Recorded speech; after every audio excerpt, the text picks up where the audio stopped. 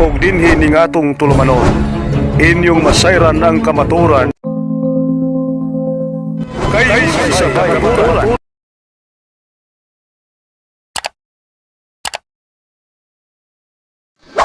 Nandito naman ako mga kapatid, no, upang gawin na naman ang ating tungkulin bilang Christian, no? Yung ipagtanggol ang simbahan laban sa mga laban sa kapangyarihan ng diablo, yung masama sa kasamaan. Kasi sinabi na ng ating Panginoon Jesus na ang kanyang na mayroong magtuturo ng Ebanghelyo, no? Yan ang ating basahin mga kapatid. So, kailangan nating malaman ano ba ang dapat malaman upang maging matibay sa ating pananampalataya sa loob ng simbahan na itinayo ng ating Panginoon Diyos. Kasi marami na ngayong mga tao na nagagamit ng masamang espiritu upang puksain ang itinayo ng ating Panginoon Kristo, dahil ang nais ng diablo ay ang lahat ng kaluluwa ay mapunta sa impyerno. At dahil ang nais ng simbahan na itinayo ng Panginoon Sos ay ang lahat ng kaluluwa mapunta sa kaharian ng Diyos, kaya ang diablo ay gumawa ng kahit anong paraan upang malinlang niya ang sangkatauhan, upang magagamit niya na puksain ang itinayo ng ating Panginoong Sos. At ang kanyang nagagamit ng mga tao ay walang iba kundi yung mga founders, no? Na malinaw yung maintindihan mga kapatid, kasi ang ating Panginoon Sos ay mayroon siyang iglesia na itinayo. Ngunit mayroong mga tao na tayo ng kanilang sariling iglesia. Kaya malinaw na sila ay naging instrumento ng diablo upang puksain ang simbahan na tinayo ng ating Panginoon Sos at magtuturo ng ibang ebanghelyo. Kaya basahin natin ang Galatia 1:8. Ito ang sinabi: "Subalit kahit kami o isang anghel mula sa langit ang mangaral sa inyo ng magandang balita na iba sa ipinangaral namin sa inyo, parusahan nawa siya ng Diyos." So mayroong magtuturo ng ebanghelyo. Kasi kung ibang ebanghelyo na ituturo mga kapatid, ang tao ay hindi na papunta sa langit ang kanyang patutunguhan. Bakit? Kasi ang ebanghelyo na itinuturo sa simbahan na itinayo ng Panginoon Sos ay ang kapangyarihan ng Diyos upang mailigtas niya ang sangkatauhan. Now, basahin natin ang Roma 1:16. Ito ang sinabi. Kaya magsumikap tayo, no? Kaya magsumikap tayo mga CFD upang maituro natin ang tama, upang mapaliwanag natin ang ipinangaral ng simbahan upang ito'y maintindihan ng mabuti sa ating mga kapatid. Dahil dyan, sila'y manatili sa simbahan na itinayo ng Panginoon Sos. Ito ang sinabi. Roma 1:16. "Hindi ko ikinahiya ang magandang balita, sapagkat ito ang kapangyarihan ng Diyos para sa kaligtasan sa bawat sumasampalataya. Unay sa mga Hudyo at gayon din sa mga Griego." So, malinaw, no? Napakalinaw mga kapatid. Na nagpayag na kailangan natin ipagtanggol ang simbahan na itinayo ng Panginoon Sos. Kasi ang dala niya ay ang ebanghelyo na siyang kapangyarihan ng Diyos. So kung ang tao ay malinlang ng diablo sa pamagitan ng pag-alis niya sa simbahan na itinayo ng Panginoon Sos at maniniwala na lamang kahit anong itinuturo, kahit anong turo, mawawala sa kanya ang ebanghelyo na totoo, ang tunay na ebanghelyo na siyang kapangyarihan ng ating Diyos sa pagliligtas ng sangkatauhan. Kaya mga kapatid, ako aking balikan, sabihin ko ulit na bilang Christian, gawin ko ang lahat upang makatulong ako sa simbahan na siyang binigyan ng ating Panginoon, na binigyan ng ating Panginoon Sos sa utos na ipangaral ang Ebanghelyo upang ang lahat ng tao ay mailigtas. Basahin natin mga kapatid sa San Marcos 16:15 upang malaman natin ito ang sinabi, no? Upang malaman natin So, mga kapatid, ang nais ng Diyos ay mailigtas ang sangkatauhan. Kaya ito ang sinabi niya sa Marcos 16:15. At sinabi ni Jesus sa kanila, "Pumayo kayo sa buong mundo at ipangaral ang magandang balita sa lahat ng tao. Ang sino mang sumasampalataya at mabautismuhan ay maliligtas, ngunit ang ayaw sumasampalataya ay paparusahan." So malinaw mga kapatid na ang nais ng Diyos sa kanyang pagtayo ng kanyang iglesia ay ang kaligtasan sa lahat ng tao. At malinaw din na kung magbasa tayo sa Banal na Aklat, ang nais ng Diablo na nais din niya na ma-impyerno ang lahat ng kaluluwa. Kaya dahil dyan, maraming umuusig ng lampastangan sa iglesia na itinayo ng Panginoong Hesus upang malinlang nila ang mga nasa loob sa iglesia ng Panginoong Hesus na umalis at lumipat sa kanila. At yan mga kapatid, palagi kong sabihin, once ang tao ay umalis sa iglesia na itinayo ng Panginoong Hesus, ang kanyang hakbang ay patungo na sa impyerno. Hindi ko naman sinasabi na sila ay 100% ma-impyerno. Ang sinasabi ko lang, ang kanilang hakbang ay patungo na sa impyerno. Bakit? Kasi sinasabi ng ating Panginoon sa pamamagitan ni St. John na ang umalis sa simbahan na kanyang itinayo ay kanya ng kaway. Ating basahin mga kapatid, no? Palagi ko itong binabasa upang ang lahat ng mga tao, mga kapatid natin na makatingin sa akin, makapanood sa aking video, ay makita nila ito at mababasa nila sa Bible. Bakit ko sinasabi na ang isang tao na umalis sa simbahan na itinayo ng Panginoong Hesus, ang kanyang hakbang ay papunta na sa impyerno? Ating basahin mga kapatid upang hindi tayo ma-misinterpret, no? Ma-misunderstood. Kasi kung magsalita tayo niya, wala tayong batayan sa Bible, parang judgmental tayo. Now, kaya ako, sa lahat ng mga verse na ibinigay ko, gumagamit o babasahin ko sa Bible. Yan ang aking habit. Okay. Ito ang sinabi. So, malinaw, no? Malinaw. So, aking balikan, mayroon akong maraming sinasabi na hindi pa nabasa, no? So, aking balikan mga kapatid na ang ginawa ko ay bilang isang Kristiyano, mag-defend sa ating Catholic faith. At yan ang sinabi sa ating Catechism, no? Basahin ko sa ating Catechism na kailangan natin idipinsa or ipagtanggol ang ating simbahan dahil ito ay itinayo ng Panginoong Diyos at ang kanyang dala ay ang Ebanghelyo na siyang kapangyarihan ng Diyos, no? Binasa natin kanina na ang Ebanghelyo ay ang kapangyarihan ng Diyos upang mailigtas ang sangkatauhan. So basahin naman natin mga kapatid sa CCC. Basahin ko kasi nalimutan ko kung anong paragraph, no? Or anong number na kailangan tayong magtanggol sa simbahan by word or by deed, no? Sa salita or sa ating gawa, no? So yung gawa, ibig sabihin yung ating paano tayo namumuhay. Okay. Kasi kung tayo ay namumuhay na banal, yan ay pagdepende sa ating pananampalataya. Okay. Usahin natin, no? So, lag ang aking wifi. Okay. So, baka malimutan ko na yung iba kong sinasabi, no? So, pasensya na. Kasi ang habit ko ay kapag mayroon akong sinasabi, aking pagsikapan na mababasa ito, no? Okay. Ito ang sinasabi. Okay. So, lag ang computer. Okay. Matanda na. Luma na. Matanda na.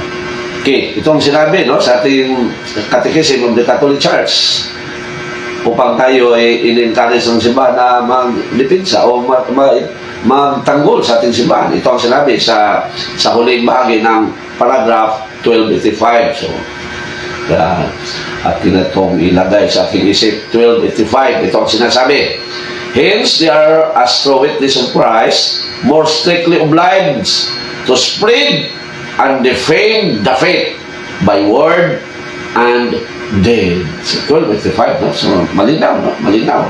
Kasi sa Bible, mga kapatid, mababasa rin, bakit sinasabi niya ng simbahan? Kasi sa Bible, sinasabi natin, Panginoong Diyos, sa pamagitan ni St. Paul, na ipagtanggol ang simbahan, ipagtanggol ang Ebanghelyo. At basahin yan, no? Ipagtanggol ang Ebanghelyo at ipagtanggol din ang ating pananampalataya. Okay, ito ang sinasabi sa Pilipos 1:16. Okay, bakit sinasabi ng simbahan sa CCC 1285 na tayo'y magtanggol sa simbahan sa pamagitan ng salita at sa gawa dahil sinasabi ito ng ating Panginoon, no? Na ipagtanggol ang Ebanghelyo. Ating basahin. Kaya ako ay isa lang sa mga kapatid ninyo, sa mga kapatid bilang Christian na binigyan ng Panginoong Hesus ng konting talent upang gawin ang pagiging tagapagtanggol o gawin ang pagtanggol sa kanyang iglesia o sa kanyang ipinangaral. Ito ang sinasabi. Si Kristo ipinangaral nila dahil sa tunay na pagmamahal sapagkat alam nilang ako'y hinirang upang ipagtanggol ang magandang balita. Yan mga kapatid, bakit ipagtanggol natin ang magandang balita? Kasi yan ay ang kapangyarihan ng Diyos sa pagliligtas ng sa katauhan. So binasa ko na kanina, no? Bakit ipagtanggol ang magandang balita? Basahin ko ulit upang makunik natin mga kapatid, no? Bakit ipagtanggol ang magandang balita? Kasi ito ay ang kapangyarihan ng Diyos sa pagligtas ng tao. Basahin mga kapatid ang Roma, balikan ang Roma 1:16. Bakit sinabi ng Panginoon sa pamamagitan ni St. Paul sa ating mahal na San Pablo na ipagtanggol ang magandang balita? Kasi ito ay ang kapangyarihan ng Diyos sa pagliligtas ng sangkatauhan. Ito Roma 1:16, ito ang sinabi, hindi ko ikinahihiya ang magandang balita sapagkat ito ang kapangyarihan ng Diyos para sa kaligtasan ng bawat sumasampalataya. Napakalinaw. Ang magandang balita ay ang kapangyarihan ng Diyos upang maliligtas ang sakatauhan. At dahil dyan, dahil ang magandang balita ay dala sa simbahan ng Panginoon Diyos, natural na lang na ipagtanggol natin ang tunay na iglesia na nakilala bilang Roman Catholic. Kasi ang dala niya ay ang magandang balita na siyang kapangyarihan ng Diyos sa pagliligtas ng tao. Basahin din natin mga kapatid ang sulat ni St. Judas Tadeo, no? Hindi Iscariote kasi maraming Judas sa Bible. Judas Tadeo, ito ang sinabi din niya mga kapatid, no? Judas 1:3.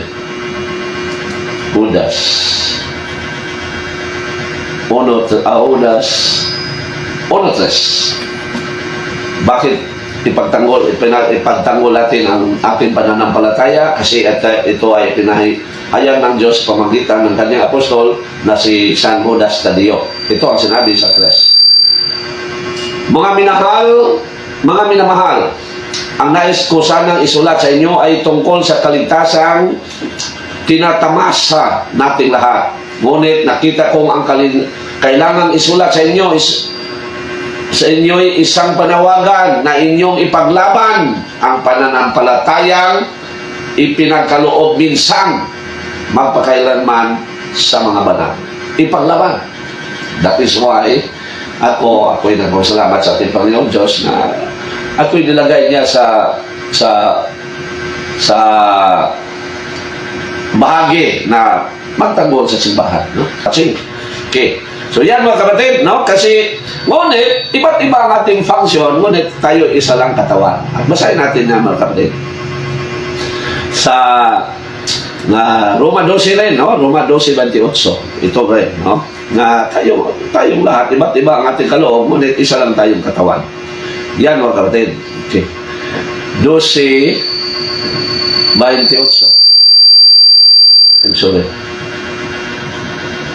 I'm sorry, hindi Roma, ha? 1 Corinto 12.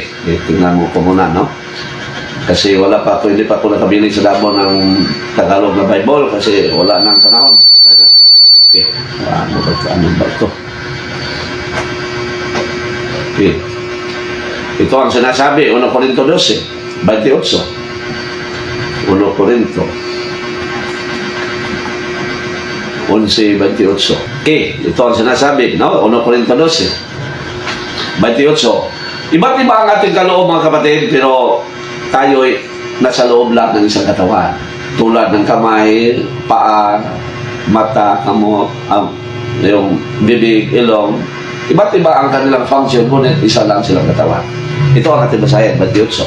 Sinabi rito, naglagay ang Diyos sa iglesia, una ang mga apostol, ikalawa ang mga propeta, at ikatlo mga guro. Naglagay rin siya ng mga gumawa ng mga himala, at yung katawan.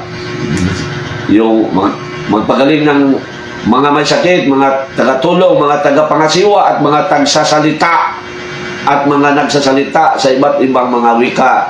Hindi lahat ay apostol, propeta o guro. Hindi lahat ay binigyan ng kakayahang gumawa ng mga himala, magpagaling ng mga may sakit, magsalita at ibang mga wika o magpaliwanag ng mga wikang ito. Ngunit buong sikap niyong hangad ang kaloob na mas dakila itong isang katawan, no? Yung isa lang tayong katawan. Dito sa nakalimutan ko nga, tayong lahat ay iba't ibang kaloob, ngunit isa lang tayo, kasi tayo ay nasa isa lang simbahan. Ito na, nalimutan ko na, no? Okay. So, tayo ay isa lang, no? Isa lang simbahan. Maraming iba't ibang kaloob, ngunit isa lang tayo. Basahin ko lang sa Kolosas 1:18. Ang simbahan ay katawan ng Panginoon Jesus. So tayo ay bahagi ng katawan, pero maganda itong sa 1 Corinto, no? Kasi tayong ang sa katawan, hindi lahat mata, hindi lahat bibig, hindi lahat ilong, ngunit isa lang katawan, no? Aking basahin, aking hanapin muli, no? So ito ang para maintindihan, no?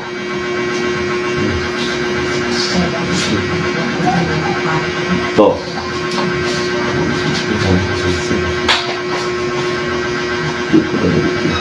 Nalimutan mo saan yung kayo ay isa lang katawan, no? Para maintindihan, no? Mas malinaw ang ating ibinigay.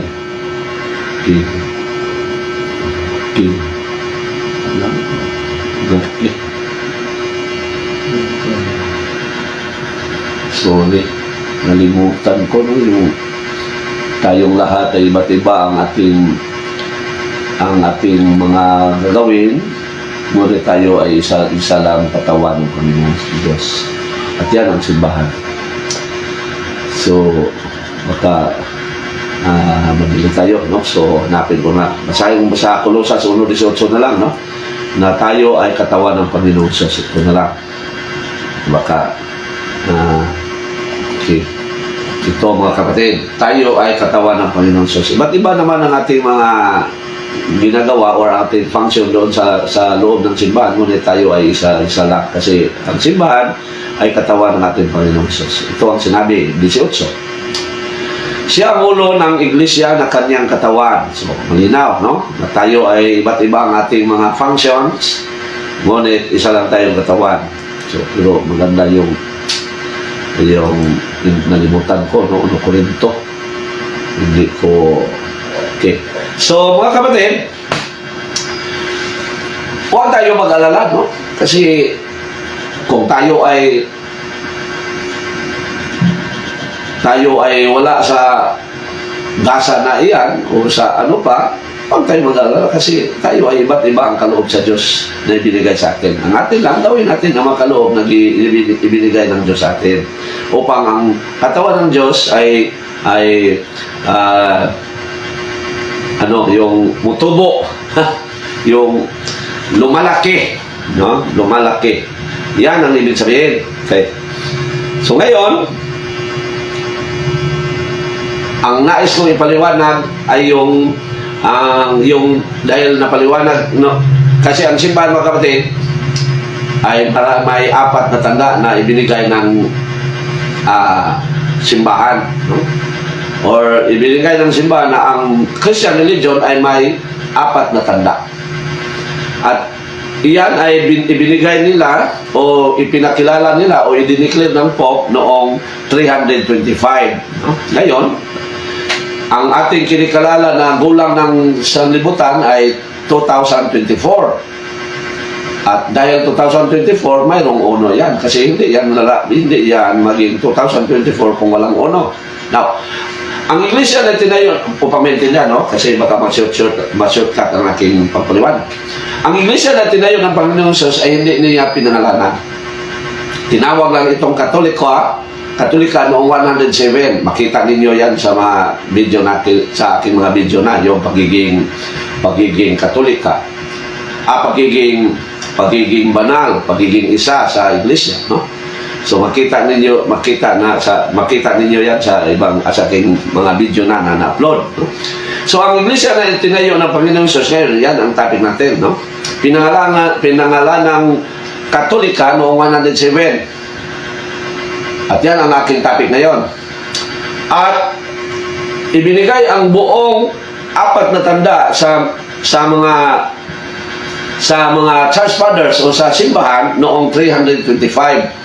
At ang 4 na tanda iyan ay ang pagiging sa Latin, et unam sanctam catholicam et apostolicam.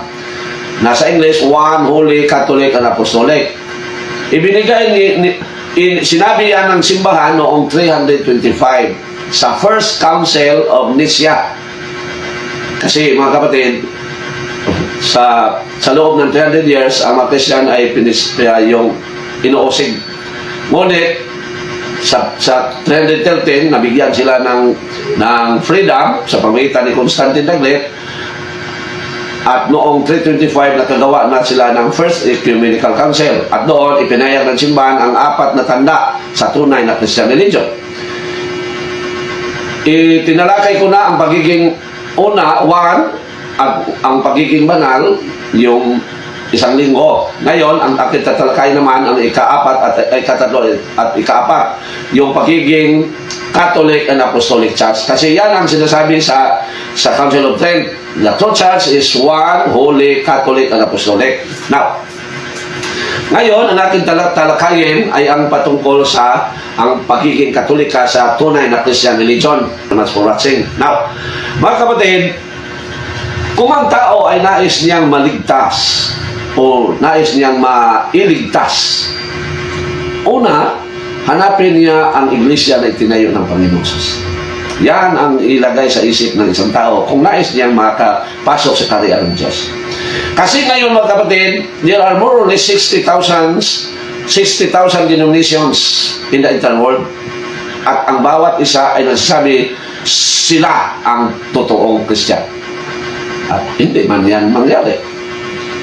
Kasi iisa lang ang itinayo ng Panginoong Hesus at iyan ang tunay na Christian religion.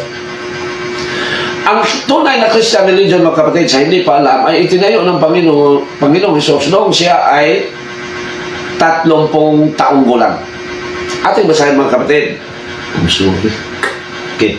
Hindi ko na. Okay, dito. Sayang yan. Ating basahin, mga kapatid, no? Noong ang Panginoong Hesus ay 30 taong gulang, nagsimula na siya sa kanyang pagtuturo sa Christian religion. At diyan, itinayo niya, sa edad na yan, itinayo niya ang kanyang iglesia. Upang maintindihan din, no? Upang maintindihan tayo sa ating pagtalakay. So, sa Lucas 3, sinabi rito na nang ang ating Panginoong Hesus ay 30 taong gulang na, nagsimula na siyang mangaral sa kanyang sa Christian belief, no? Sa Christian belief, so sa kanyang mga turo. Ito ang sinabi, 3:23.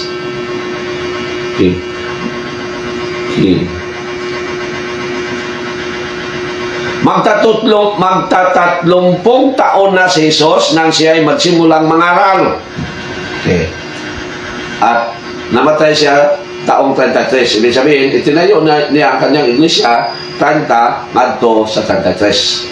No, so basahin din natin, akin rin basahin mga kapatid, ang pagtayo ng ating Panginoong Hesus sa kanyang iglesia upang detalyado or madali maintindihan ang aking ipaliwanag. Okay, Mateo 16, baka mayroong mga bago lang nakapanood sa aking video at ito lang ang kanyang mapanood.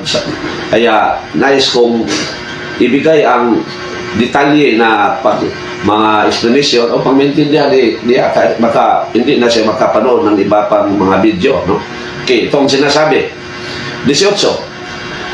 At sinabi ko sa iyo, ikaw ay Pedro, at sa ibabaw ng batong ito ay itatayo ko ang aking iglesia, at ang kapangyarihan ng kamatayan ay hindi magtatagumpay laban sa kanya. So itinayo ng ating Panginoon sa ang kanyang iglesia. Iglesia, in Espanyol word, sa English church. That is why sa English, kung sa English natin babasahin, sa English Bible natin babasahin, ang sinabi ng Panginoong Diyos, thou art Peter, and upon this rock I will build my church. So malinaw. Now, ang Panginoon Jesus ay nagtayo ng iglesia. Hindi niya pinangalanan.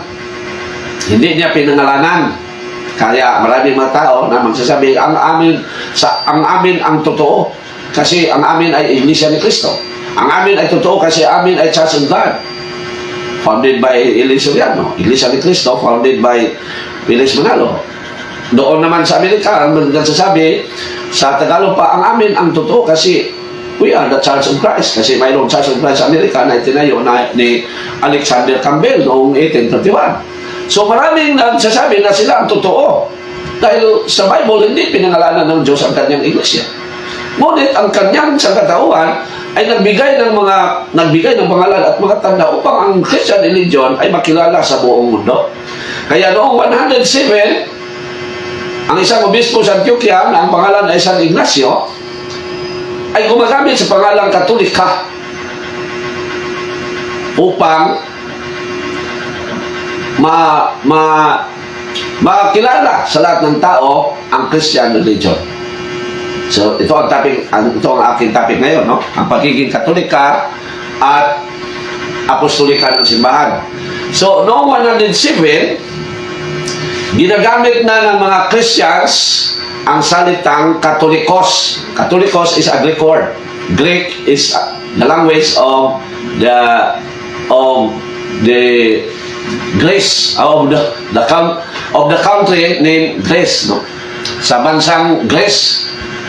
So Katolikos ang ginagamit ni Saint Ignacio na i-suggest sa Pope na ito ang ating tawag sa ating reliyon.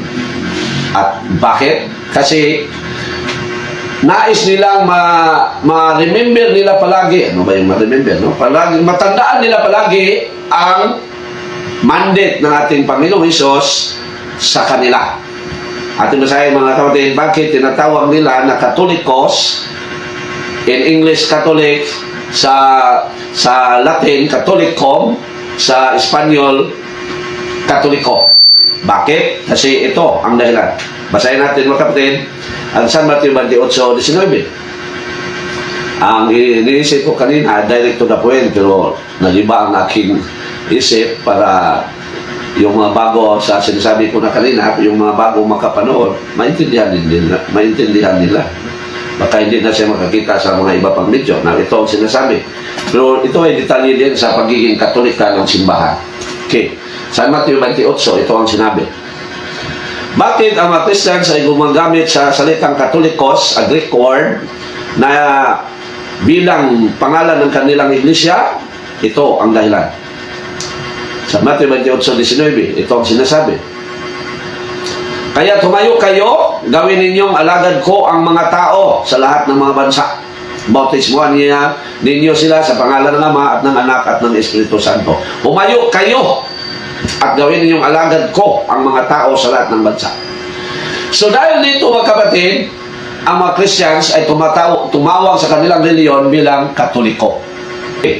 So, noong 107 mga kapatid, tinawag na ng mga Christians ang kanilang reliyon bilang Katolikos. Kasi dito sa sinasabi sa Ebanghelyo ni San Mateo, ang Panginoong Hesus ay nagbigay ng utos na sila'y humayo sa buong mundo. Ibig sabihin, nais ng Diyos na magiging universal ang kanyang church. At yan ang kahulugan sa salitang Katolikos. Katolikos meaning universal. So, it was 107. Nang dumating ang taong 180, naisulat na ang mga sinasabi ng Panginoong Hesus na hindi naisulat sa Biblia. Kasi hindi lahat ng ginawa ng Panginoong Hesus at itinuturo ay nasusulat sa banal na aklat. Now, basahin natin mga kapatid ang Juan 21:25 upang malinaw, no? Ito ang sinasabi, Juan 21:25. Para mayroon akong nalimutan to, hindi na balik, no? Kasi baka mahaba na, no? At baka hindi tayo masubaybayan. Okay. Dito mga kapatid, mababasa natin na hindi lahat na itinuturo ng Panginoon Hesus o ginawa niya ay naisulat sa banal na aklat. Ito ang sinabi sa Juan 21:25. At marami pang ginawa ni Hesus na kung isusulat lahat, sa palagay ko hindi magkasya kahit sa buong daigdig ang mga aklat na maisusulat.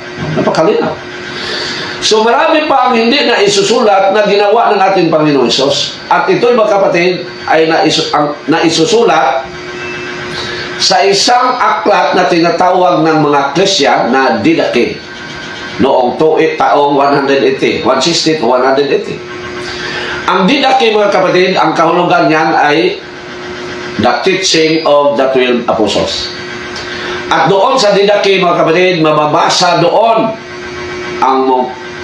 ang ibinigay na pangalan sa mga Christian sa kanilang reliyon. Kasi mababasa doon ang mga salitang Sanctam Ecclesiam Catholicam, Holy Catholic Church in English. It was 180. Napakalinaw. So sinasabi, yan ang ibinigay nila upang palagi nilang ma-remember. Ano ba yun sa Tagalog? No? Busa na naman. No? Palagi nilang ma-remember upang palagi nilang matandaan. Ito na. Upang matandaan nila palagi ang utos ng Panginoon Hesus na sila'y humayo sa buong mundo. Upang maibibigay din nila na ang Christian religion ay panglahat ng pangkalahatan. Yan ang ibig sabihin. It was 180. Nang sila'y nabigyan ng kalayaan sa loob ng 300 years kasi sila ay inoosig. So, nang sila nabigyan ng kalayaan, nagawa na nila ang First Ecumenical Council noong 325.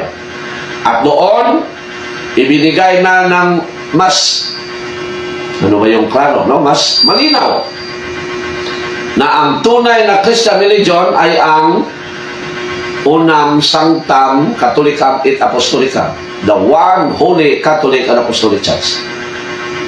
At ang ating tatalakayin ngayon, kasi natapos ko na yung pagiging one at holy, ito naman ang pagiging Catholic at ang pagiging apostolic. Now, so binasa na natin mga kapatid kanina, bakit lumabas ang salitang Katoliko?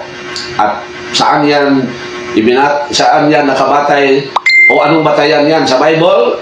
Binasa na ko na ang iba, ngunit babasahin ko pa. Ikalawang beses dalawang beses ang Panginoong Hesus nag-utos ng kanyang simbahan na humayo sa buong mundo. Bakit? Dahil nais ng Diyos na ang sangkatauhan ay maliligtas. Kasi before Christ mga kapatid, ang sangkatauhan ay naging alipin ng dyablo. At yan ang dahilan bakit ang Panginoon Hesus ay nagkatawang tao upang kanyang tubusin ang kasalanan ng tao upang ito'y madadala na sa kanyang kaharian. Pero babasahin muna natin mga kapatid na before Christ, ang lahat ng tao ay naalipin ng dyablo o dito sa mundo, ang naghahari ay ang dyablo. Basahin natin ang unang 1, 5, 18. Upang maintindihan natin bakit ang Panginoon Jesus ay pumunta dito sa lupa at nagpapakamatay at nagtayo ng iglesia. Okay, basahin natin. 1:1-5, 18. Ito ang sinabi. Alam natin ang mga anak ng Diyos ay hindi nagpapatuloy sa pagpakasala sapagkat iniingatan sila ng Diyos. Okay, I'm sorry. Sa 19, no? Sa 19. Sa 19. Okay, pero simulan natin sa 18. No? Alam natin ang mga anak ng Diyos ay hindi na magpatuloy sa pagpakasala sapagkat iniingatan sila ng Diyos, ng anak ng Diyos, at hindi sila maaring galawin ng dyablo. Alam natin tayo'y sa Diyos kahit na ang buong sanlibutan ay nasa kapangyarihan ng dyablo. Yan, mga kapatid. Before Christ, ang lahat ng tao ay ilalim sa kapangyarihan ng dyablo. Kaya ang Panginoong Hesus, upang ito ay madadala niya sa kaharian ng Diyos, ay inaalay niya ang kanyang buhay. At basahin niya natin, mga kapatid, pero baka malihis tayo, no? Sige, subukan natin hindi tayo malihis, pero kasi malinaw man na natin topic. Pero basahin ko yan upang malaman din sa iba, no? Hindi pa alam. Hebrew 2:24. Ito ang sinasabi, mga kapatid. Uno Pedro 2, hindi yung sa 2, no? Iba yung sinasabi doon. 1 Pedro 2:24. Upang maintindihan natin na tayo ay pinakamamahal ng Diyos kasi tinubos tayo sa pamagitan ng kamatayan natin kay Jesus. Ito ang sinasabi, 2:24. Okay. Sa kanyang pagkamatay sa cross, pinasang niya ang ating mga kasalanan upang tayo'y mamatay na sa kasalanan at mamumuhay ng ayon sa kalooban ng Diyos. Sa pamagitan ng kanyang mga sugat, tayo'y pinagaling. Yan, mga kapatid. So, ang Panginoong Diyos, sa kanyang pagpunta dito sa lupa, bago siya namatay, nagtayo siya ng iglesia. At yan ang binigyan niya ng kapangyarihan na magbautismo sa lahat ng tao. Kaya, nais ng Diyos na ito ay humayo sa buong mundo. At dahil dyan, ginagamit ng mga Christian ang salitang Katoliko, no? At ito pa ang babasahin ko, mga kapatid, ang Marcos 16:15. Nais ng Diyos sa kanyang iglesia na humayo sa buong mundo kasi ang pakay niya o ang nais niya, ang gusto niya ay ang maliligtas ang lahat ng sangkatauhan. Ito ang sinasabi. Marcos 16:15. So maganda, no? Maganda ang layunin ng ating Panginoong Diyos. Bakit niya sinasabi na humayo kayo sa buong mundo? Ito, this size. At ito naman ang kapangyarihan ng simbahan na kanyang itinayo.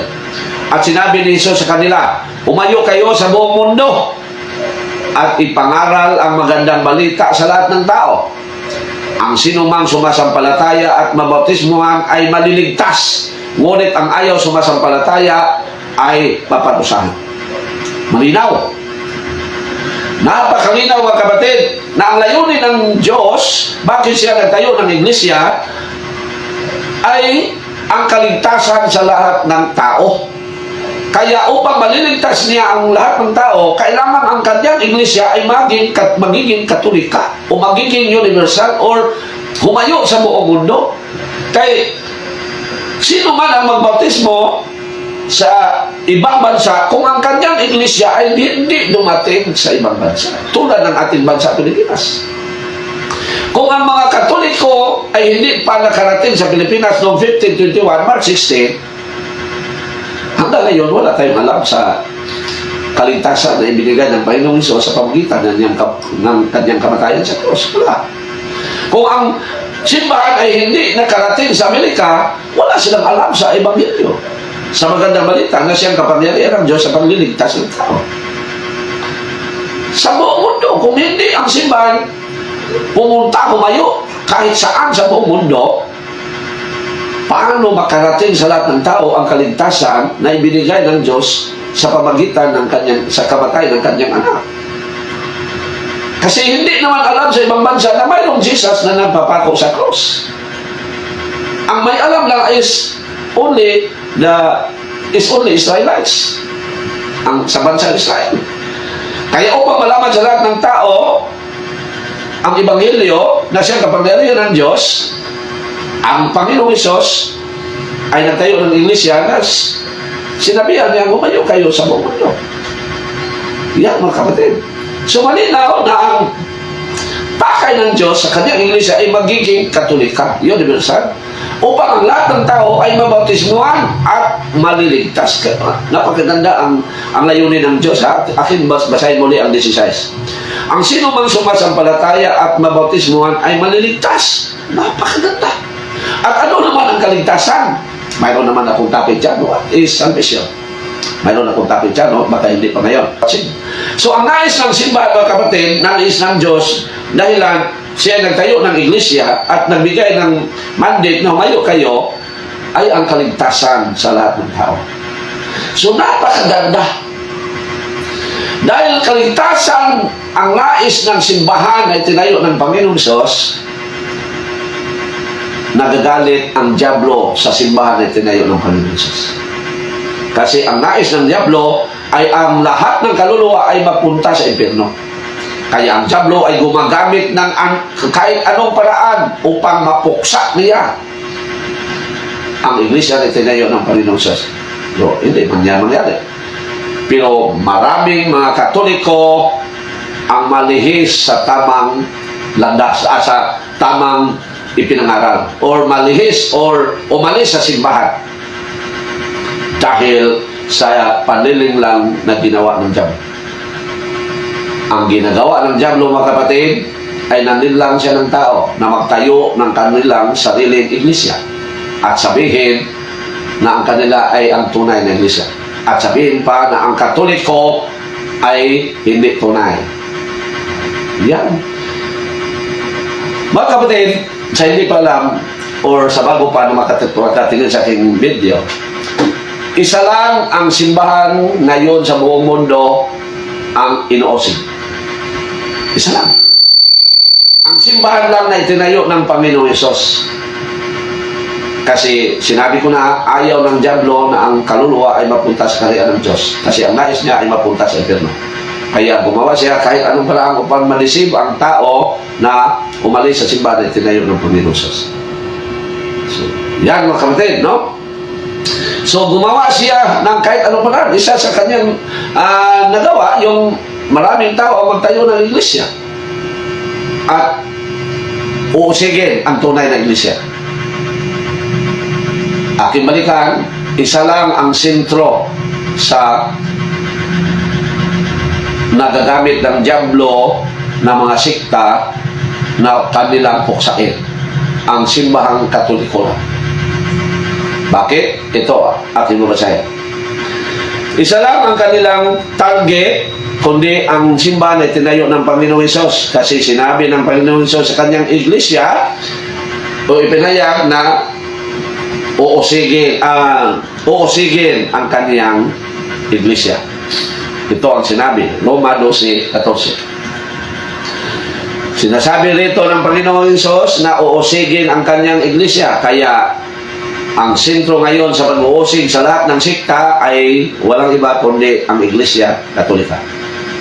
Ito ang sinasabi, Roma 12:14. Idalangin ninyo ang mga umuusig sa inyo. Idalangin ninyo sila at huwag sumpain. Idalangin ninyo ang mga umuusig sa inyo. Ibig sabihin, ang Iglesia na tunay ay uusigin. At dahil ang tunay na iglesia ay walang iba kundi ang Iglesia Katolika, dahilan ito ang focus na inuusig ng mga sikta. Kaya kung makinig tayo sa mga saksi, Katoliko ang inaatake. Kung makinig tayo sa dating daan, Katoliko ang nilampastangan. Kung makinig tayo sa Aglipay, Katoliko ang gitamay, Bisaya na, no? Kung makinig tayo ni Pastor Tibuloy, Katoliko makaluluoy. Kung makinig tayo sa Pentecostal, simbang Katoliko ang gifatan. Kung makinig tayo sa Iglesia ni Cristo, simbang Katoliko ang gilatigo. lalo na yung Foursquare, Katoliko ang minasakit. Walang iba mga kapatid ang kanilang inuusig kundi ang simbahang Katoliko lamang. Kasi yan ang tunay na Iglesia. So, kaya ako ay isa sa mga Christians na magsulikat na ipagtanggol ang simbahan sa pamagitan ng pagpaliwanag sa kanyang mga itinuturo. Lalo na ang iyang pagiging one holy Catholic and Apostolic. So mga kapatid, ang simbahan ay tinayo ng Panginoon Sos dahil nais ng Diyos na ang lahat ng tayo ay maliligtas. Nagbigay sa mandate na humayo kayo. At diyan mga kapatid, mababasa natin sa Roma 1:8 na ang iglesia na itinayo ng Panginoon Hesus ay lumaganap sa lahat ng mundo, sa lahat ng dako, sulok ng mundo. Okay. Ay lumaganap sa lahat ng sulok ng mundo. At ito yung mababasa natin sa sulat ni San Pablo para sa taga-Roma. Ito ang sinasabi. Okay. So sinasabi rito mga kapatid sa Roma 1:8. Una sa lahat, nagpapasalamat ako sa Diyos sa pamagitan ni Jesucristo. Dahil sa inyong lahat, sapagkat ang inyong pananampalataya ay balitang-balita sa buong daigdig. Yan mga kapatid. Malinaw.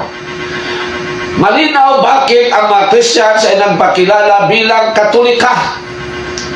Dahil ang nais ng Diyos ay sila humayo sa buong mundo. At sinasabi rin sa sulat ni San Pablo na nagpasalamat, sinabi niya, una sa lahat, nagpapasalamat ako sa Diyos sa pamagitan ni Jesucristo dahil sa inyong lahat, sapagkat ang inyong pananampalataya ay balitang-balita sa buong mundo. Kahit saang sulok, kahit saang bansa mga kapatid, ay mayroong Christian.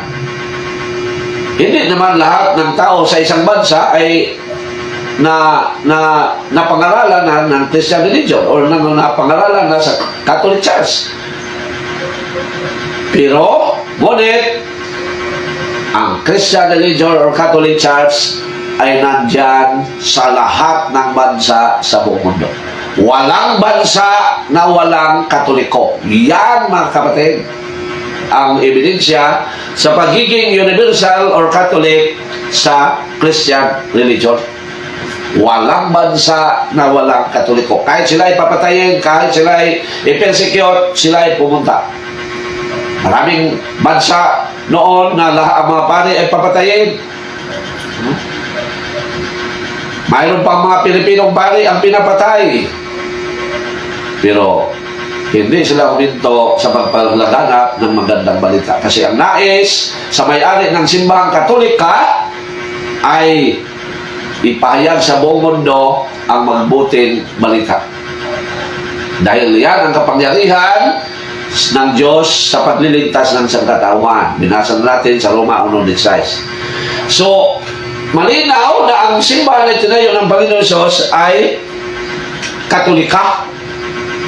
At dahil mga kapatid, ang simbahan na itinayo ng Panginoon Hesus, ang kahit saang dako ng mundo o kahit saang bansa, mayroong pare. At diyan maintindihan natin na ang kaparian ay ang sangkatauhan ng Diyos. Basahin natin mga kapatid ang Pahayag 5:10. Ito ang sinabi sa Pahayag 5:10.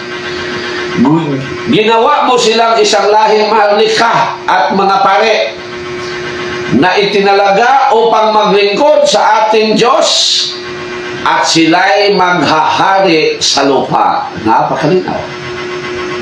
Kaya Dahil ang simbahan o Christian religion ay Katolika, ang mga pare ay maghahari sa lupa. Ito naman, ang bigyan natin kunting pansin, no? Ang sinasabi nito, at sila ay maghahari sa lupa. Bakit ganon? Bakit yan ang sinasabi ng ating Panginoong Diyos sa pamagitan sa pahayag ni Cynthia? Kasi, ang Christian religion o ang iglesia na itinayo ng Panginoong Hesus ay ang kaharian ng Diyos dito sa lupa. Kaya, napakaganda ang Christian religion. Ito ang kaharian ng Diyos dito sa lupa. Kaya sinabi sa pahayag 5:10, at sila'y maghahari sa lupa. This is all about faith and moral. Pag sinabing faith and moral, wala nang ibang maghahari sa mundo kundi ang iglesia na itinayo ng Panginoon Jesus. Kaya kung mayroong mga pinuno ng bansa, nagtubol malaki mata. Kung mayroong mga hari ng isang bansa, presidente, na magtuturo ng mali, ang simbahan ay magpakita ng kanyang pagtutol. Ngunit, hindi niya ito gawin sa puwersa. Magsasabi lang simbahan, mali yan. Hindi yan ayon sa kalooban ng Diyos. Pero kung ang presidente ay magpatuloy, ang simbahan, hindi naman mag-ano sa kanya. Pero dahil ang simbahan ay siyang kaharian ng Diyos dito sa lupa, mapaiwatin siya na yan ay mali. Okay. So, ang simbahan ay ang kaharian ng Diyos dito sa lupa. Upang masyado pang maintindihan, basahin naman natin ang San Mateo 21:43. Ito ang sinabi ng ating Panginoon Jesus. Ito ay tinalakay ko sa pagiging Roman Catholic na nagawan ko na ng video. So, ito ang Mateo 21:43. Upang maintindihan natin, ang simbahan ay ang kaharian ng Diyos dito sa lupa. Okay. Ito. Okay. San Mateo 21:43. Ito ang sinasabi. Okay. Ito. Kaya nga, sinabi ko sa inyo, ang kaharian ng Diyos ay kukunin sa inyo at ibibigay sa mga taong masunurin sa kalooban ng Diyos. Ang ibig sabihin ng Diyos, ang iglesia o simbahan ay kunin sa inyo at ibigay ito sa mga taong masunurin sa kalooban ng Diyos. Ang simbahan, ang Christian religion na nakilala bilang Catholic Church ay ang kaharian ng Diyos dito sa lupa.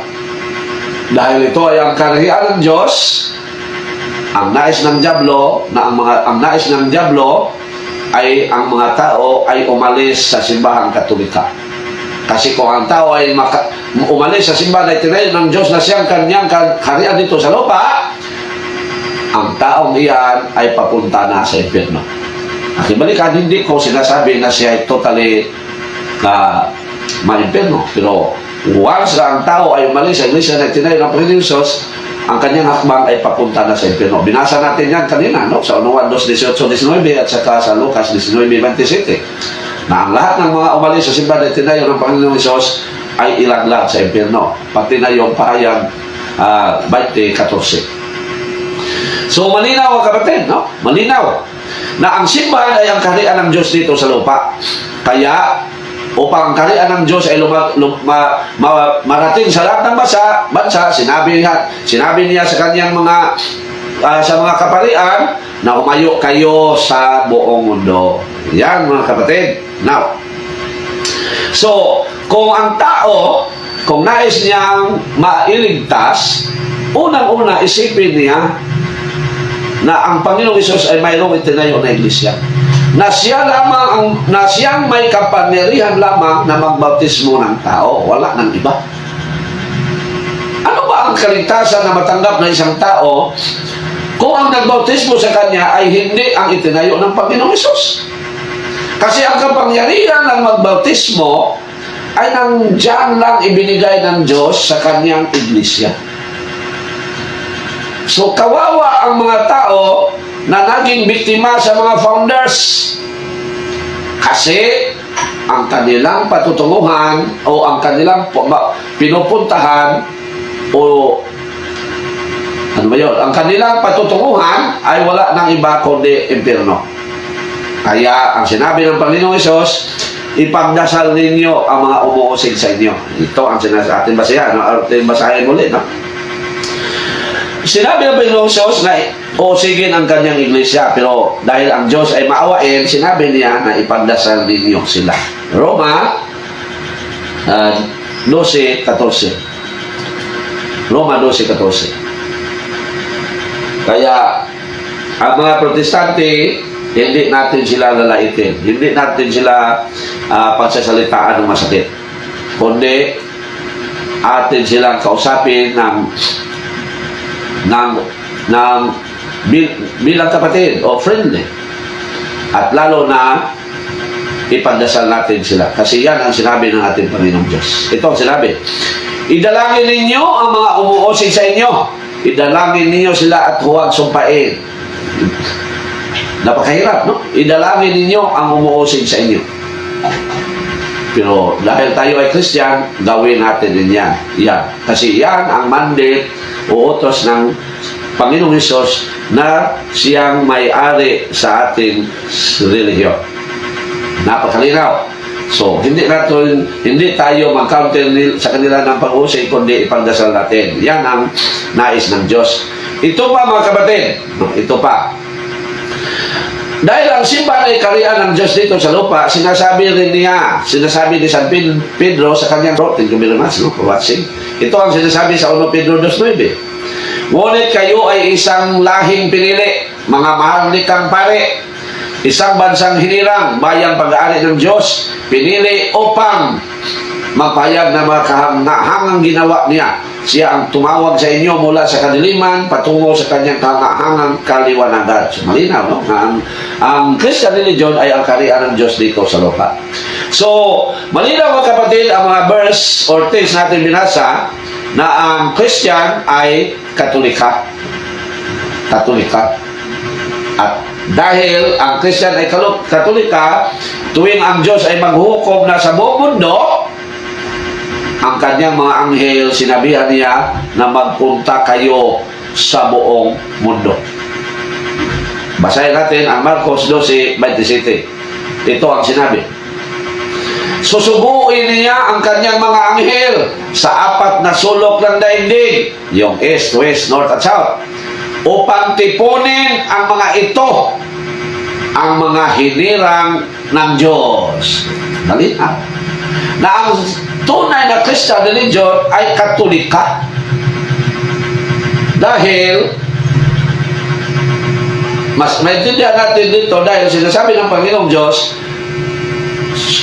na ang mga anghel ay magpunta kahit sa ang sulok ng daigdig upang tipunin ng mga ito ang kanyang mga hinirang. Napakalinaw. So, mga kapatid, ang ating mga kapatid na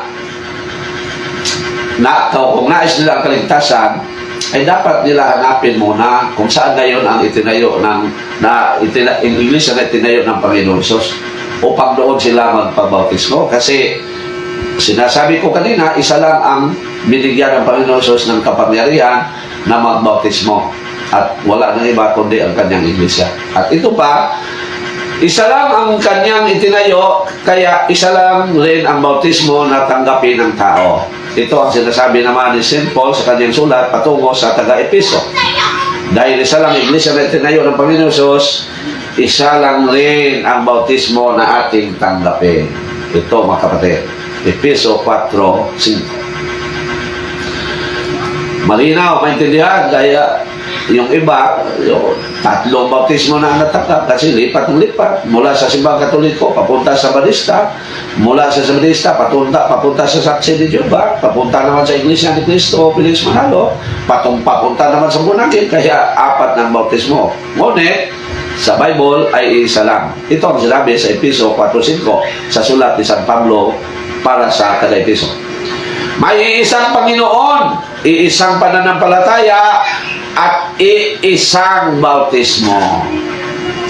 Dahil isa lang ang bautismo, kailangan na ang sangkatauhan ng Diyos o kanyang iglesia ay pumunta sa lahat ng bansa upang mabautismohan at ang lahat ng tao. Kasi wala namang ibang magbautismo sa tao, kundi ang iglesia lang itinayo ng Panginoon Jesus. Pero ngayon, marami na at sila ay fake na Christian religion. Ang mga protestante, mga grupo ng religion, mga kapatid, ay hindi totoong reliyon. They are fake, no? Huwag na mga naral, yung mga pastor, mga ministro ng ibang mga sikta, they are false teacher. Kasi ang tunay na teacher ay ang mga kaparian lang. At basahin naman natin yan, mga kapatid, kahit sa Old Testament, sinabi na ng Panginoong Hesus, na patayin ninyo ang hindi maniniwala sa mga pare. Ito ang sinasabi. Kasi mga kapatid, hindi sa pagyabang, inubos kong binasa ko ang buong Biblia, no? Pang malaman ko. Kasi noon nagtanong ako sa sarili ko, bakit ba ang simbang Katolik ko ang simbang Katolik ko na siyang aking reliyon ay inuusig sa ibang sikta. So, diyan na-challenge ko, binasa ko lahat ang buong Bible, no? Okay, ito ang sinabi sa Deuteronomio 17. Sinabi rito, mga kapatid, bakit sinasabi ko na ang mga ministro ng mga sikta o pastor ay huwad ng mga ngaral? Kasi sinabi na ng Panginoong Diyos na patayin ang hindi maniniwala sa mga pare. Kasi ang kanyang mga alagad ay mga pare, no? Binasa na natin sa Nipayag 5:10 niya. Kimsayan, 17:12. Patayin ang sinumang hindi susunod sa katuruan ng pare o sa mahatol ng hukom. Malinaw. Patayin ang sinumang hindi susunod sa katuruan ng pare o sa hatol ng hukom. Bakit, mga kapatid? Kasi ang Panginoong Hesus ay ang head sa Christian religion. Siya ang pinunong pare sa Christian religion. Kaya kailangan natin maniniwala sa mga pare. Kasi sa Old Testament, ang mga alagad ng Diyos ay pare. Sa New Testament, ay ang mga alagad ng Diyos ay pare din. At dahil yan, ipinayag ng Diyos ang pagiging pinunong pare ng ating Panginoong Hesus. Hebrew 3:1. Ito ang sinabi. So, kailangan tayo maniniwala sa pare upang hindi tayo ang sinabi doon na patayin ay ilaglag sa impyerno. Yan ang sinabi sa Payag 20:14. Binasa na natin kanina, no? Balikan natin yan. Mga hinilang na kapatid at kasama sa pagtawag ng Diyos, alalahanin ninyo si Jesus, ang sugo ng Diyos at ang pinakapunong pare ng ating paniniwala. So, dahilan, pinayag ng Diyos na sa pare lang tayo maniniwala kasi ang kanyang anak, ang Panginoong Jesus ay ang pinunong pare sa Christian religion.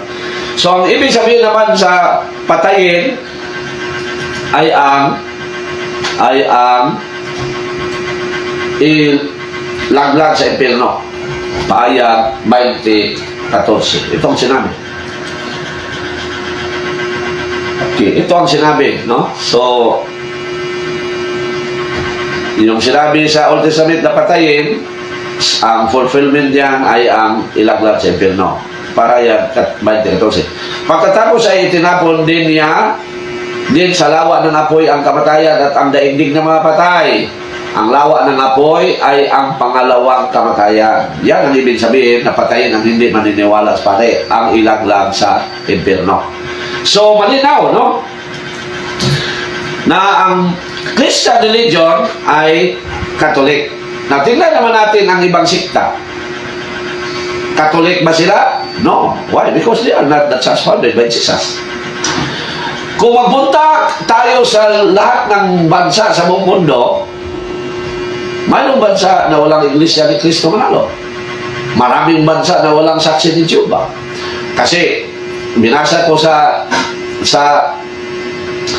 internet, sa Google, maraming mga bansa na walang mga sikta. Mayroong mga sikta pero hindi yung sikta sa Pilipinas. So paano sila naging Katolik? O paano natin malaman na sila ang itinayo ng Panginoong Hesus na hindi ba sila makikita sa lahat ng bansa sa buong mundo? Bunagin. Sa China man yan galing. Wala man yan sa ibang bansa. Meron man pero hindi lahat. At mas marami pa ang wala sila. Kasi matakot silang patayin. Matakot silang patayin. Kasi mayroong mga lugar na kalaban nila ang Christian, patayin. Pero ang Katoliko, ang itinayo ng Panginoon Jesus, hindi matatakot. Kahit patayin pa sila. Yan ang sinasabi ng ating Panginoon Jesus. Nalimutan ko ang verse, no? Na kahit patayin sila, magpunta sila roon. No? Yan ang Christian. So, Foursquare, wala man yan sa ibang bansa. Doon man lang sa Amerika. Mayroon man, pero ilang bansa lang. Yung mga malapit lang, yung kaya nila. Pero yung mga tao, yung mga bansa na mga matitigas, matakot sila doon. Lalo na yung mga itinayo lang sa Pilipinas. Nandito lang sa Pilipinas, tuyok-tuyok sa Bisaya. So, paano sila maging Catholic na wala man silang mandate from Jesus Christ to go sa lahat ng bansa? Ang binigyan ng Panginoong Diyos ng kanyang utos ay ang kanyang iglesia lang. Kaya ang kanyang iglesia ay nandoon sa lahat ng dako sa buong daigdig. Ibig sabihin, ang kanyang iglesia ay Katolika. So yan mga kapatid, na kailangan ang tao, kung nais niya maliligtas, umanap siya sa tunay na iglesia. At hanapin niya ang simbahan na naging Katoliko. At doon siya magpabautismo. So, mga kapatid, hanggang dito lang po ako ngayon. Wala namang oras, no? Kasi ang inaalay ko o ano yung mga inagigahin ko, ano ba yung Tagalog, no? Naubusan naman. Ang aking line is only 1 hour. So, kaya more than an hour na. So, hanggang dito lang po ako, no? So, pasensya lang kayo sa aking mata. No? So, meron akong mga aklat na naisulat, no? Meron akong mga aklat na naisulat, mga 6 books ni, pero yung sa mga hindi pa masyadong familiar sa mga doctrine, yung isa lang ang unahin ninyo, no? Yung katinawan sa paniniwalang Katoliko sa Tagalog, sa Bisaya, katinawan sa pagtuong sa tinod na pagtulunan sa Diyos, no? So kung kasi hindi ko ito sinabi sa ating mga live kasi parang business na, no? Pero kung mayroong nais bumili, pero maisip ko rin na huwag nang isipin huwag nang pansilin yung mga tao magsasabi na business na ang kamusol. Huwag naman. Ang importante na nakashare ako sa nais matuto sa ating pananampalataya, no? 38 Doctrine, Question and Answer. Bakit tinatawag itong topic, bakit ang Christian tinatawag na Katoliko, bakit ang pinuno ng Katoliko ay tinawag na Pope, bakit ang Pope ay tinawag na Holy Father, bakit mayroong Bible, sino ba ang 666, bakit ang paniniwala ng Christian ay isa lang Diyos, ngunit mayroong 3 persona, sino ba ang Panginoon Hesus, siya ba ay tao na nagpanggap na Diyos o siya ba ay Diyos na nagkatawang tao, bakit mag-celebrate tayo ng Pasko, bakit Disyembre 25, paano yan malaman, bakit tinatawag na Misa de Gallo yung 9 days before sa Christmas Day, sino ba si Mama Mary, Mariology, bakit mag-rosaryo, bakit balik ko ng rosaryo, bakit mayroong 7 sacraments, bakit bata pa bautismohan na, bakit ang bautismo hindi nagawin sa suba kundi sa simbahan, bakit konfirmahan, bakit tayo mga ngalawat at kumakain sa katawan ng Panginoon Diyos o mga lawat sa Bisaya, bakit mangungumpisal tayo sa pare at ang pare ay mangungumpisal din, bakit dihugan ang masakit o Bisaya na, bakit sino ba ang tunay na alaga ng Diyos, pastor ba na hindi pare o pastor ba pare na pare, bakit ang simbahan ayaw sa same-sex marriage, mayroon bang karya ng Diyos, mayroon bang impyerno, mayroon bang purgatorio, ano ba ang kaligtasan, paano gagawin upang maliligtas, ano ba ang reliyon, kasi sinasabi ng iba, walang reliyon na makakapagligtas, ngunit sinasabi nila, tuwing tayo mabautismohan na sa kanilang grupo, sasabihin nila, tayo ay ligtas na, pero sinasabi na nila, walang reliyon na makakapagligtas, no? Bakit magsa-sign of the cross tayo? Bakit kinikilala natin ang mga santos na makatulong sa atin? Bakit mag-celebrate tayo ng All Saints Day? Bakit mag-celebrate tayo ng All Souls Day? Bakit maghanda tayo? Bakit tayo magpista? Kasi ang iba, hindi magpista, ngunit mosikritong papista. Bakit kumakain tayo ng baboy at dugo na sa Old Testament ay binabawal man iyan? Bakit Domingo ang ating tuwing tayo magsamba, hindi na Sabado? At bakit Lord's Day na ang ating ginagamit, hindi Sabat? Bakit at pinahintulot ng simbahan na uminom, ngunit itinuturo pa rin na bawal maglasing, ngunit pero mayroon pa rin maraming lasinggero? Bakit mag-celebrate tayo ng Kwaresma, malapit na? Bakit mag-change ang pizza ng Kwaresma bawat taon? Mayroon pang iba, mga kapatid, no? Nalimutan ko. Mayroon pa, no? Bakit mayroong umuusig sa Christian or sa simbahang Katoliko? Yan, mga kapatid, 38 topics yan, question and answer, no? Mayroong CCC at mayroon ring Bible text. Kahit lahat ng mga topic mayroong Bible text. Kaya kung sino man ang nais, mag-text lang sa akin 0912-7740-645 or mag-message lang sa akin messenger, no? So hindi ko yan palaging ina-advertise kasi baka parang business na, no? Hindi yan, no? Yung aking katinawan ay pirmado na ng Bishop Wilfredo Manlapas, namin Bishop sa Tagum City, no? Noong 2013, kasi 2013 man yan na aking nagawa. Mayroong pirma din sa isang pare, Father Mike Cabrera. Mayroon din pirma sa aking kapatid na Father Esaganio Sol.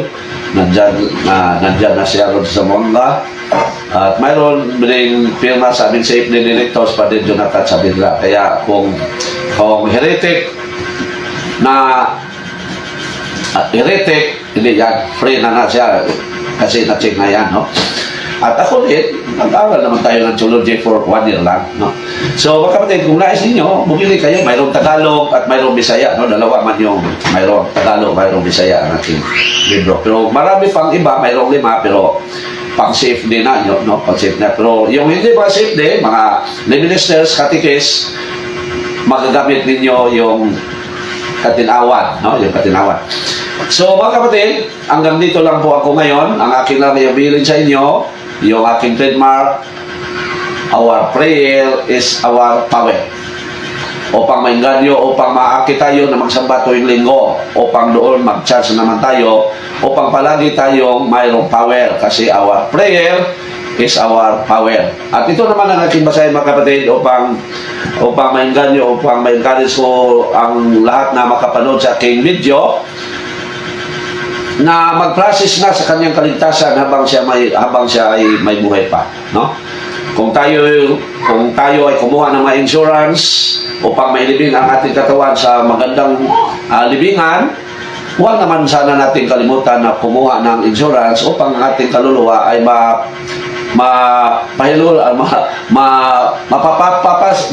makapasok sa kaharian ng Diyos. Isipin natin yan, mga kapatid, no? Kasi tayo ay dumaan lang sa mundong ito. Ang tao ay composed of body and soul. Ang katawan pabalik sa lupa. Ang ating soul kailangan iuli, ano ba yung Tagalog, no? Isauli sa ating Panginoong Diyos. 1 Timoteo 4:16. Ito ang sinabi. Okay, ito mga kapatid, ang nais kong ipa-remember sa inyo or i-abilin sa inyo pang palagi nyo ma-remember o palagi nyo maisip na kailangan tayo sumikap. Ito, upang makamtan natin ang buhay na walang hanggan. 1 Timoteo 4:16. Pagkaingatan mo ang iyong sarili at ang iyong pagtuturo Patuloy mong gawin ang mga ito sapagkat sa paggawa mo nito ay maliligtas ka, pati na ang mga nakikinig sa iyo. Ito ang dahilan mo, kapatid, bakit ako nagsumikap. Kahit ang aking mata ay sirang-sira, no? Sirang-sira. Pagkaingatan mo ang iyong sarili at ang inyong pagtuturo, patuloy mong gawin ang mga ito sapagkat sa paggawa mo nito ay maliligtas ka, pati na ang mga nakikinig sa iyo. Pero ang mas mabigat pa, ito ay aking ginawa sa ngalan ng Ama, ng Anak at ng Espiritu Santo. Amen. Magandang hapon po sa inyong lahat. Maraming salamat sa lahat ng mga nanonood sa akin ngayon. God bless us all. ug inyo nang nabati ang mga kamatuoran dinhi ning atong tulumanon kay usay kamatuoran. Ako lang hinaot nga daghang kamog nakatunan. Daghang salamat.